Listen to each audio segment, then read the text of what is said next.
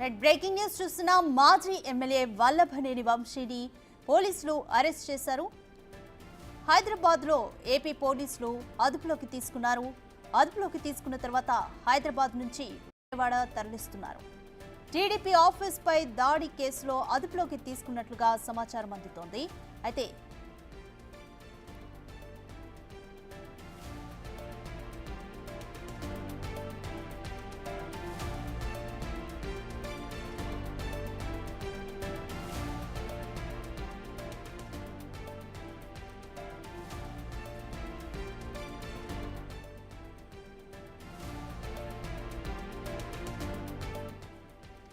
మాజీ ఎమ్మెల్యే వల్లభనేని వంశీని అరెస్ట్ చేశారు పోలీసులు. హైదరాబాద్ లో ఏపీ పోలీసులు అదుపులోకి తీసుకున్నారు. హైదరాబాద్ నుంచి విజయవాడ తరలిస్తున్నారు ఏపీ పోలీసులు.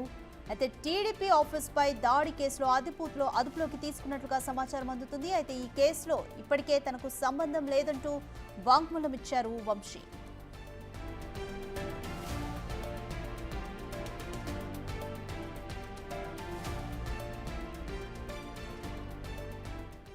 రైట్, మోర్ డీటెయిల్స్ మా ప్రతినిధి శివ అందిస్తారు.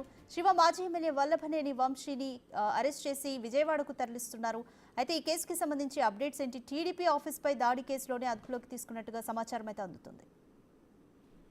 చూసుకుంటే తెలుగుదేశం పార్టీ గన్నవరం నియోజకవర్గ కార్యాలయం దాడి కేసుకు సంబంధించి కూడా వల్లభనేని వంశీ మాజీ ఎమ్మెల్యేని కొద్దిసేపు క్రితమే హైదరాబాద్ లో ఆయన నివాసంలో అరెస్ట్ చేసినట్టు తెలుస్తా ఉంది. అయితే గన్నవరం తెలుగుదేశం పార్టీ కార్యాలయం దాడికి సంబంధించి కూడా ఎవరైతే ఫిర్యాదుదారు ఉన్నారో హర్షవర్ధన్ ఈ కేసులో తనని బలవంతంగా సాక్షిగా ఉంటే తన పేరుతో ఎఫ్ఐఆర్ నమోదు చేశారు, ఇది తప్పు అని చెప్పి ఆయన ఎస్సీ ఎస్టీ కోర్టులో మెజిస్ట్రేట్ కి 2 రోజుల క్రితం వాంగ్మూలం ఇచ్చారు. ఈ కేసుకు సంబంధించి కూడా ప్రస్తుతం విజయవాడ ఎస్సీ ఎస్టీ కోర్టులో ఈ రోజు తీర్పు వెలువరించబోతున్నారు. మరొక వైపు ఈ కేసుకు సంబంధించి వల్లభనేని వంశీని అరెస్ట్ చేశారా లేకపోతే మరొక కేసులో ఏదైనా అరెస్ట్ చేశారంటే తాజాగా ఏదైతే హర్షవర్ధన్కి సంబంధించి కూడా భయభ్రాంతులకు గురి చేసి బెదిరింపులకు పాల్పడి వంశీ అనుచరులు చేశారు. దాని ద్వారానే ఆయన జడ్జికి ఫిర్యాదు చేశారని చెప్పి మరొక ఫిర్యాదు అయితే అందుతుంది. ఈ నేపథ్యంలో దీనిపై జరిగిందా దానిపై జరిగిందా అనే కోణంలో కూడా కొంత క్లారిటీ లేదు. మొత్తం మీద అయితే వల్లభనేని వంశీకి సంబంధించి గన్నవరంలో దీంతో పాటుగా అంటే వెలుగులోకి వచ్చిన ఎఫ్ఐఆర్ ఇది ఒకటి కావచ్చు, కానీ వెలుగులోకి రాకుండా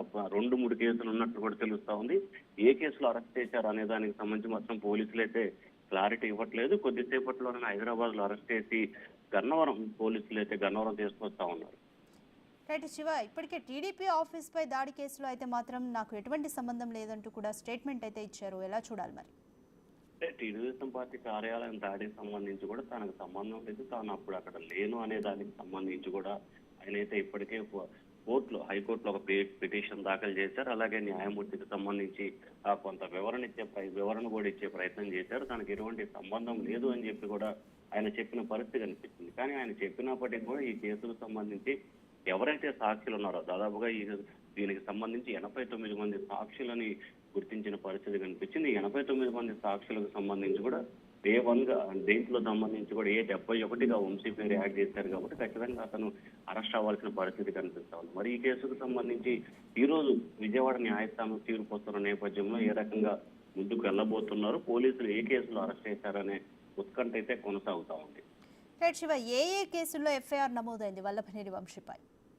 అంటే ప్రధానంగా తెలుగుదేశం పార్టీ కార్యాలయంపై దాడి, దాంట్లోనే ఎస్సీ ఎస్టీ కేసు, అలాగే ఏదైతే ప్రస్తుతం హర్షవర్ధన్కి సంబంధించి కూడా తనకు ఎటువంటి ప్రమేయం లేదు, తనని బెదిరింపులు పాలు చేసి పోలీసులే తనని ఇబ్బందులు పాలు చేసి తనని సాక్షిగా తీసుకొని దాన్ని ఎఫ్ఐఆర్ గా నమోదు చేసి ఫిర్యాదుదారుగా మార్చారని చెప్పి ఆయన 2 రోజుల క్రితం ఎస్సీ ఎస్టీ మెజిస్ట్రేట్ ముందు వాంగ్మూలం ఇచ్చారు. అయితే ఈ కేసులో వంశీ అతని బెదిరింపులకు పాల్పడి హెచ్చరికలు జారీ చేసే న్యాయమూర్తిగా ఆ రకంగా చెప్పించారని చెప్పి కూడా టీడీపీ నేతలు కొంతమంది పోలీసులకు ఫిర్యాదు చేశారు. ఆ కేసులో కొంతమందిని విచారించినట్లు కూడా తెలుస్తా ఉంది. సో దీనికి సంబంధించిన కేసు కూడా ఒకటి నమోదయ్యే అవకాశం కనిపిస్తా ఉంది. దాంతో పాటుగా అతను అధికారంలో ఉన్న సమయంలో కొంతమంది టీడీపీ నేతలు కార్యకర్తలపై దాడులకు పాల్పడ్డారు. ఆ దాడులకు పాల్పడ్డ ఘటనకు సంబంధించి కూడా